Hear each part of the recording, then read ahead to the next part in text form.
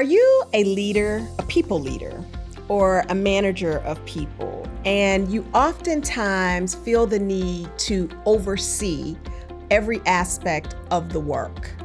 You don't feel like you can quite delegate things and take your hands off of it.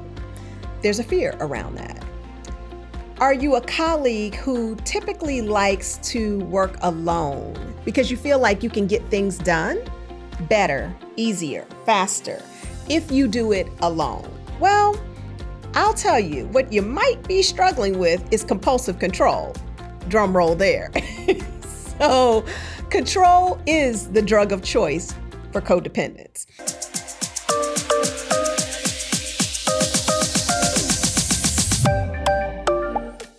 And so before I jump in and dive deep into this topic around compulsive control, hello me. I must ask you, is this something that resonates with you, or do you know someone that you've experienced compulsive control with? If so, then I want to remind you to like, share, and subscribe to our channel, and then share this information with a colleague, share it with a friend, share it with your family members, because the only way that we can really begin to create a workplace culture where everyone can thrive is when we address how codependency shows up in the workplace. Because guess what? You take you wherever you go. So if you're struggling with codependency and compulsive control is one of the habits that you have, that is going to show up in the workplace. It also shows up in your bedroom and at home too. But today what we're going to talk about is at work. So compulsive control, again, all addictions, which codependency is an addiction, right? It's an addiction to control. And control shows up in a lot of different ways. I don't want you to think that control is just someone being a dominant, like a bully type dominant. Compulsive control can also show up as a person being very manipulative. It can also show up as a person being passive aggressive. Have you ever worked with someone who loves to break into tears at the first sign of you holding them accountable? Oh my God. Let me tell you, I have to tell you this story from my husband number 2, by the way. He was a manager of a team, and there was a young lady who was new to the workforce, and he was giving her some feedback. She broke into tears as if he was doing something to her. Really, he was not. What she did next was very codependent. The next day, her parents, I'm pausing for effect. She brought her parents up to the office to have a conversation with him about, being very gentle and very kind, and maybe just changing the way that he gives her feedback as her supervisor. Yes, I know. Close your mouth, because that's how I was when he told me the story. So control can look a lot of different ways.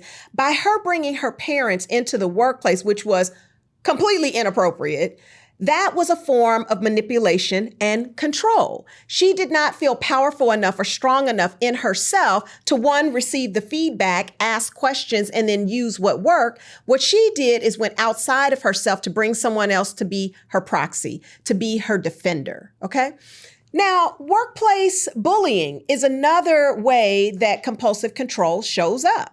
And I'm doing a whole series on the menace, the minion, and the martyr. You have got to tune into that one so that you understand a little bit more about how these personalities really show up in the workplace. But we've all dealt with that person who micromanages everyone, who fails to be able to delegate. And even when they do supposedly delegate, they question everything. They're constantly needing updates. They're scrutinizing everything. And in fact, I want to give you a little short list of what compulsive control can kind of look like in the workplace. And I'm going to look at it on my laptop over here. So attempts to control and manipulate others and the situation oftentimes causes anxiety because it looks like micromanagement. It can look like rejecting other people's ideas. Have you ever had that where you want to share ideas? You may even feel like you have the answer or the solution to the problem that's being presented, but you don't really feel comfortable sharing it in the workplace because this individual is always going to either reject it or like tear it apart. That does not create a space for creativity to flourish when ideas are constantly rejected or stripped apart. And, I have a client who oftentimes does that. Like whatever you present, he is going to scrutinize it. Now, it's not constructive feedback, it's negative feedback, but he's going to scrutinize it, strip it apart, and then give you a backhanded compliment, which by the time he gets to the backhanded compliment, you're trying to get yourself up off the floor because he has said so many derogatory things. It wasn't even helpful. It wasn't even helpful feedback, right? So I think it's important for us to pay attention to that. Overruling decisions. If you give someone the power, give them the authority. Right? If you ask them to do a job, give them the power and the authority to actually carry it through and then see what happens and then provide the feedback from there. It can also look like imposing unnecessary rules on a certain group of people or an individual. That oftentimes where you hold people to different standards. What about withholding information? Now, I've seen this in personal relationships as well as in the workplace where people will have access to information and they won't share it with their colleagues. They are using it as a form of power. They're using it as a form of power to try to control the dynamics in the relationship. Another one would be dictating tasks or demanding an immediate response. I've seen that with emails where the person has just sent you an email, then they're calling you on the phone wanting you to answer their email that they literally just sent you.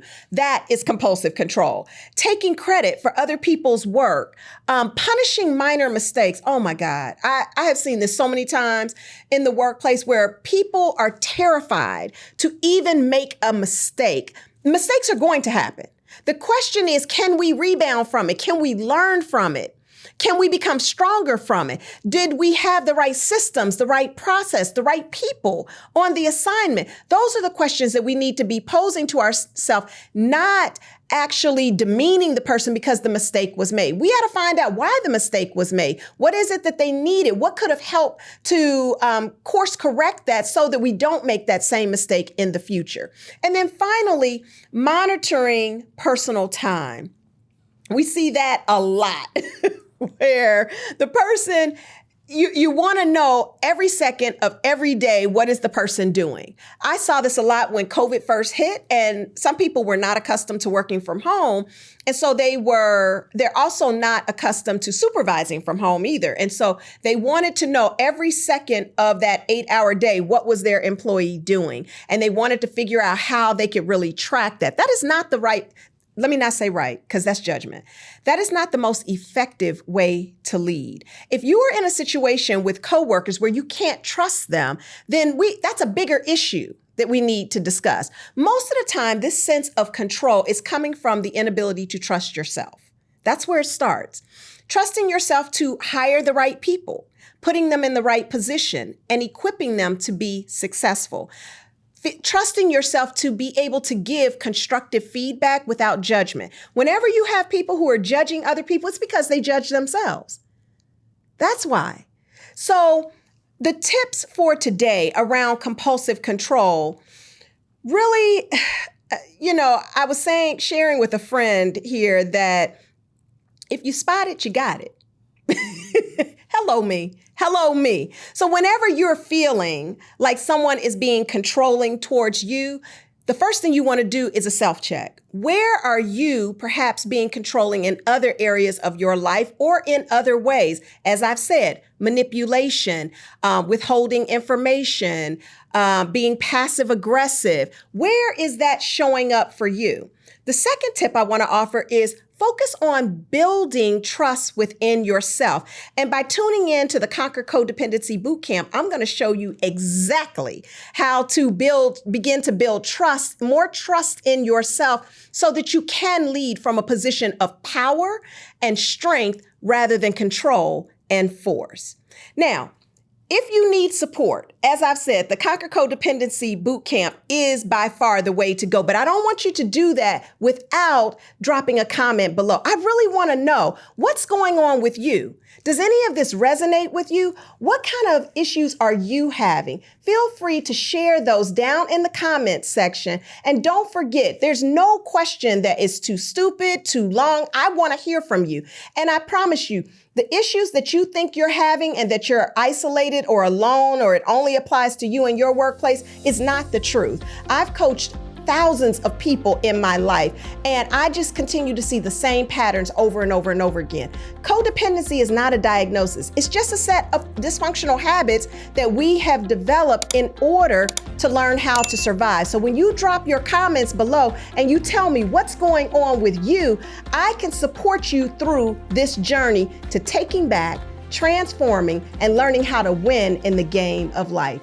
I'm Tracey Knight, and I'm your codependency coach.